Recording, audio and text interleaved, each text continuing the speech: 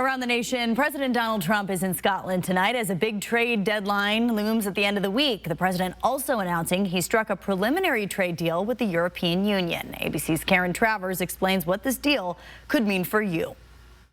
President Trump in Scotland this morning talking trade alongside the British Prime Minister. The president says China is tough to negotiate with, saying we're going to see what happens. With days to go until the August 1st deadline for President Trump's tariffs to kick in. We're making deals that are good for us. Treasury Secretary Scott Bessent in Sweden today for trade negotiations with China, the world's second biggest economy.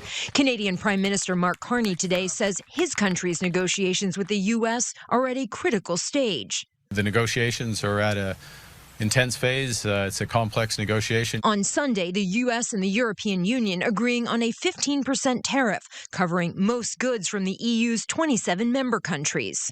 It's the biggest deal, I think, in history, not just trade deal. European leaders today blasting that deal. Spain's prime minister says he supports the trade agreement, but without any enthusiasm. German Chancellor Merz says his country's economy will suffer considerable damage as a result of the tariffs. And the Hungarian prime minister says President Trump ate Ursula von der Leyen for breakfast. 15% is not to be underestimated, but it is the best we could get. The tariffs will cover cars and pharmaceuticals, one of the EU's biggest exports to the U.S. The 15% tariff down from the 30% tariff the president threatened. But it's still not clear what it means for popular European wine. 15% on top of another 14/15% on the dollar exchange rate makes 30. And this is already pretty bad.